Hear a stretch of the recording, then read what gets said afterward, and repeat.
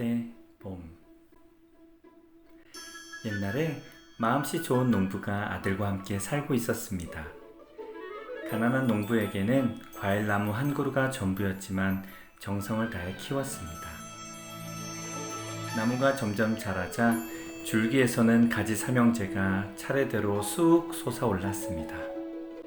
아들은 가지가 새롭게 올라오는 것을 보고 기뻐하며 소리쳤습니다. 아버지, 셋째 가지가 또 나왔어요. 아들의 말에 농부도 기뻐하며 가지들을 꼭 안아주었습니다. 나무는 가족의 따뜻한 사랑을 받으며 하루하루 행복했습니다. 그러던 어느 날 이웃에 사는 욕심 많은 부자가 농부의 집을 찾아왔습니다. 이보게, 할수 있는가? 안녕하세요. 누추한 저희 집에 무슨 일이세요? 부자는 나무를 슬쩍 보더니 농부에게 말했습니다. 나무가 아주 잘 자랐구만. 관리를 잘한 모양이야. 부자의 칭찬에 신이 난 농부는 자랑을 했어요. 네, 열매가 좋아 보이죠? 맛은 또 얼마나 좋은지 최고예요. 아마 우리 마을에서 제일 좋을걸요? 농부의 자랑을 막으며 부자는 자기가 온 이유를 말했습니다. 아니, 열매 말고 나무가 좋다고. 내가 여기 온 이유는 이번에 집을 고치는데 나무가 필요해서 말이야. 저 나무 나한테 팔게나. 안 돼요, 안 돼. 이 나무는 우리 가족이나 다름없는걸요. 농부는 깜짝 놀라며 나무를 안 보이게 막아섰습니다. 돈을 많이 줄 테니 대신에 다른 좋은 나무를 사면 되지 않겠나? 절대 안 됩니다. 안 돼요. 농부가 계속 거절하자 부자는 화가 잔뜩 나서 집으로 돌아갔습니다. 가지들은 걱정하며 말했습니다. 무서워요. 우리를 팔지 마세요. 또 부자가 오면 어떡해요? 걱정하지 마. 너희들 곁에는 우리가 있으니 아무 일도 없을 거야. 농부는 가지들을 안심시켰습니다. 여름이 지나고 가을이 되자 가지 형제에게 달린 열매들이 하나둘 익어갔습니다. 아버지, 열매가 점점 익어가요. 며칠 동안 옆 동네 가서 일을 도와줘야 되니 지금 당장은 딸 수가 없구나. 다녀와서 따도록 하자. 농부는 어린 가지들을 두고 가는 것이 걱정됐지만 더 좋은 영양분을 살기 위해서는 일을 하러 가야 했습니다. 가기 전에 농부는 가지들에게 한 가지를 일러주었습니다. 얘들아, 지금까지는 너희가 좋은 영양분을 잘 먹어서 건강하게 자랐다 한다. 그런데 우리가 없는 동안 절대 아무거나 먹으면 안 돼. 잘못 먹으면 너희가 오염되거나 죽게 될지도 몰라. 네, 걱정하지 말고 다녀오세요. 가지들은 하나같이 자신있게 대답했습니다. 농부와 아들이 옆 동네로 떠나고 모두가 잠든 밤이 되었습니다. 욕심 많은 부자가 이상한 자루를 들고 몰래 나타났습니다. 그깟 나무를 안 팔겠다고? 치, 대단한 것도 아닌데. 이 달콤한 독약을 먹고 나면 열매에 독이 퍼져서 나무가 못 쓰게 될걸. 그러면 싼 값에 사가야지. 부자는 자루에서 쓰레기 같은 독약을 나무 근처에 잔뜩 뿌리고는 도망갔습니다. 다음 날 아침 가지 형제들은 자신들 옆에 있는 무언가를 발견했습니다. 이게 뭐지? 먹는 것 같은데? 조금만 맛볼까? 안 돼. 농부 아저씨가 아무거나 먹지 말라고 했잖아. 형, 매일 똑같은 것만 먹는 것도 지겹지 않아? 가지들은 그것을 놓고 다투다가 결국 조그만 맛을 보기로 했습니다. 그것은 보기와는 다르게 맛있었습니다. 다들 정신없이 먹다가 가지 중 하나가 소리쳤습니다. 그런데 농부 아저씨가 아무거나 먹으면 죽는다고 했는데. 괜찮을 거야. 조금 먹는다고 죽겠어? 그리고 이렇게 맛있고 달콤한 걸 언제 먹어보겠어? 맞아. 우리만 빼놓고 먹으려 그런 거야. 거짓말쟁이야. 모두들 농부의 이야기에 속았다는 듯 투덜거렸습니다. 며칠 후 일을 마치고 돌아온 농부와 아들은 독이 퍼지기 시작한 열매를 보고 깜짝 놀랐습니다. 이게 어떻게 된 일이지? 누가 독약을 몰래 버리고 갔어? 큰일 났구나. 농부는 어쩔 줄 몰라 하며 바닥에 풀썩 주저앉았습니다. 옆에 지켜보던 아들이 농부를 안시키며 말했습니다. 아버지, 저희 집에 할아버지께서 주신 신비의 약이 있잖아요. 그것만 가지들이 먹는다면 살 수 있을 거예요. 아들은 서둘러 그것을 나무 뿌리 근처에 뿌려 주었습니다. 뭐야, 이 맛없는 약은? 안 먹을 거야. 우린 여기 있는 게 맛있단 말이에요. 치워요. 이미 달콤한 독약 맛에 길들여진 가지들은 조금도 먹지 않았습니다. 제발 이걸 먹어야 너희가 살 수 있단다. 농부가 걱정하며 말했습니다. 좀 있으면 오염된 나무들이 있는지 검사하러 사람들이 올 거야. 아들은 마지막 경고를 했지만 가지들은 들은 채도 안 했습니다. 거짓말쟁이. 맛있는 건 못 먹게 하고. 맞아. 맛없는 것만 먹으라고 하고 먹기 싫어요. 이젠 더 이상 당신들이 주는 것은 아무것도 안 먹을 거야. 가지들은 끝내 신비의 약을 먹지 않았습니다. 다음 날 아들의 말대로 나무를 검사하러 사람들이 농부의 집을 찾아왔습니다. 그 사람들은 열매가 풍성히 맺힌 것을 멀리서 보고 돌아가려고 했는데 코를 찌르는 냄새가 나자 자세히 살펴보았습니다. 가까이 가서 보니 모든 열매에 독이 퍼져 있었습니다. 큰일 났다. 빨리 없애지 않으면 위험하다. 급하게 위험이라는 표지판을 세우더니 나무를 넘어뜨리려 힘껏 밀기 시작했습니다. 이 소식을 들은 농부는 서둘러 뛰어와서 그들을 막아섰습니다. 안 돼요, 안 돼. 제발 이 나무를 살려주세요. 안 됩니다. 이 나무의 열매나 나뭇잎을 사람이나 동물이 모르고 먹는다면 큰일 납니다. 당장 비키세요. 농부가 있는 힘을 다해 막아보려 했지만 나무는 결국 뿌리 뽑히고 말았습니다. 그런데 가지 형제들은 걱정하는 농부를 보며 오히려 화를 냈습니다. 지켜주지도 못하는 농부 필요 없어. 맞아. 힘도 없고. 이제부터는 우리 스스로 지킬 거야. 가지들의 불평에 농부는 속상했지만 곧 말라 죽게 될 가지들이 더 걱정이었습니다. 아버지, 가지들을 구해낼 방법이 없을까요? 이대로 놔두면 얼마 살지 못할 거예요. 있긴 하지만 그렇게 하려면 젊고 건강한 나무가 필요해. 그런 나무를 살려면 돈이 많이 필요하단다. 그런데 우리에게는 그럴 돈이 없구나. 제가 젊고 건강한 나무를 내일까지 구해볼게요. 걱정하지 마세요. 낙심한 농부를 안심시키려고 큰 소리를 치고 나왔지만 돈이 없는 아들도 젊고 건강한 나무를 구하기는 쉽지 않았습니다. 하루 종일 돌아다닌 후 한밤중이 돼서야 빈손으로 집에 돌아온 아들은 문 앞에서 망설였습니다. 그때 나지막한 아버지의 혼잣말이 문틈으로 새어나왔습니다. 내가 마지막 남은 신비의 약을 마시고 나무가 될 수 있다면 좋을 텐데 난 너무 늙어서 도움이 될 수 없구나. 아니야. 그래도 하는 데까지 해봐야 해. 그 약을 마시면 나무가 될 수 있다고?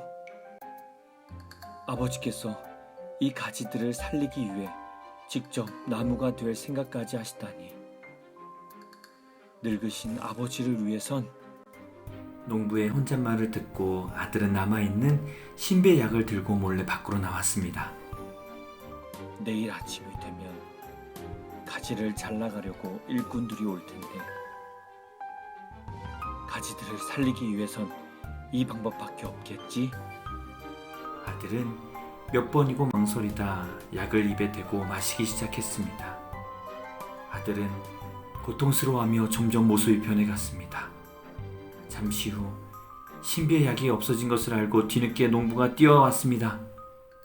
안 돼. 아들아, 안 돼. 농부는 나무로 변해가는 아들을 끌어안고 울부짖었습니다. 다음 날 아무도 없는 농장에 일꾼이 나타났습니다. 목지애용 나무가 어디 있다고 했는데 저 나무인가 보군.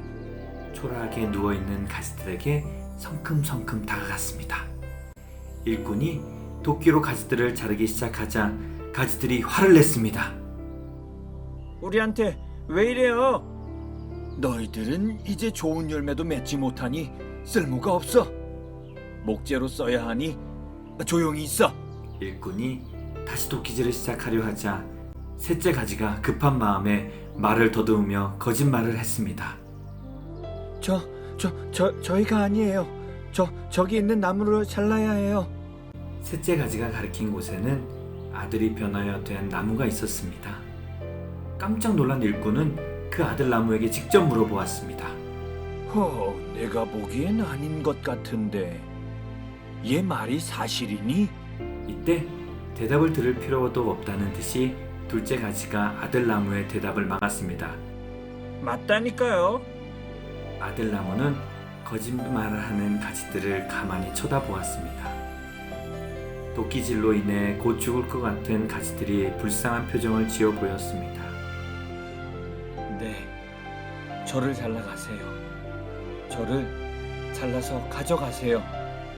아들 나무의 대답을 들은 일꾼은 이상하다는 듯이 고개를 갸웃거렸습니다. 내가 보기엔 아닌데 내가 잘못 알았나? 그리고는 아들 나무에게 다가가 밑동에 도끼질을 시작했습니다.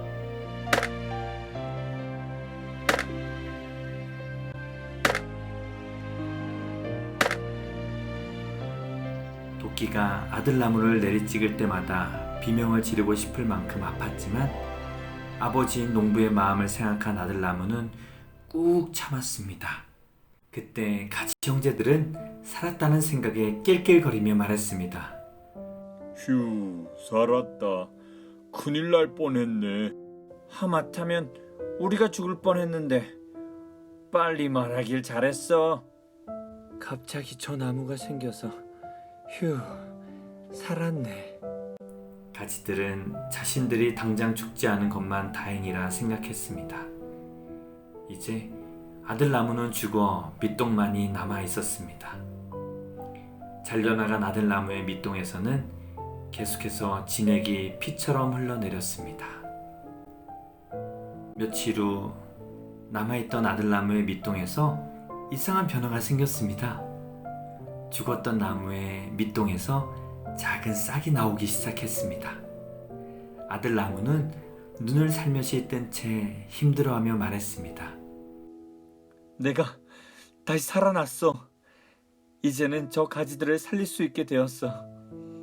그리고는 힘을 다해 가지들을 초청했습니다. 너희는 곧 말라 죽게 돼. 그렇게 잊지 말고 나에게 와. 내가 너희를 살려줄게. 그렇지만 점점 메말라 가던 가지들은 마음까지 점점 더 거칠어져 아들 나무의 말에 대꾸도 하지 않았습니다. 첫째 가지가 눈을 들어 멀리 쳐다보는 소리쳤습니다. 이렇게 있을 순 없어. 저기 물이 많은 강물로 난 갈 거야. 바람아, 나를 저기 강물로 데려다 줘. 그리고는 세차게 불어오는 바람에 몸을 맡겨 날아갔습니다. 그 모습을 본 둘째 가지는 말했습니다. 물만 많으면 뭐해? 나는 춥고 벌레가 있는 곳은 싫어. 나같이 예쁜 가지는 아무래도 우아하게 꽃병이 낫지 않겠어? 둘째 가지는 꽃병 주인에게 잘 보이기 위해 자신을 예쁘게 꾸몄습니다. 꽃병 주인은 둘째 가지의 소원대로 그를 데려갔습니다. 둘째 가지가 떠난 그곳에는 셋째 가지와 아들나무 밑동만이 남았습니다. 나는 어떡하지? 아들나무는 혼자 남아 갈등하는 셋째 가지에게 부드러운 말투로 다시 한번 더 말했어요. 나를 믿어봐. 내가 죽을지라도 너를 살려줄게. 내가 지금 흘리고 있는 이 진액이 너를 살리는 생명수가 될 거야. 나의 거짓말 때문에 당신이 죽었는데 왜 나를 살려주시려는 거죠? 아버지와 나는 언제나 너희를 사랑해. 셋째 가지는 그 간곡한 초청에 마음을 열었습니다. 그 마음을 안 농부는 셋째 가지를 아들나무 밑동에 붙여주었습니다. 그리고 둘 사이를 줄로 잘 묶어주었습니다. 어느덧 겨울이 찾아왔습니다. 겨울 바람이 불기 시작하자 나뭇가지의 잎사귀들은 하나둘씩 떨어지기 시작했습니다.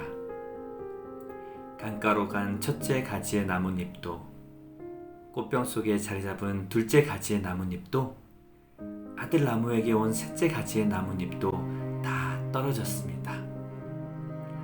눈이 내리고 모든 것이 얼어붙자 다들 눈을 감고 있는데 그 모습이 죽은 듯 보였습니다. 시간이 흘러 긴 겨울이 끝나고 다시 새봄이 되었습니다. 겨우내 얼었던 강물이 다시 흐르자 강물에 떠있던 첫째 가지가 강물의 움직임 따라 같이 흔들렸습니다. 마치 강물이 자고 있는 첫째 가지를 흔들어 깨우는 것 같았습니다. 그런데 첫째 가지는 눈을 뜨지 못했습니다. 집안에서 꽃병 주인 목소리가 들렸습니다. 이제 새봄이 되었으니 꽃병을 새로운 가지랑 꽃으로 장식해야겠다.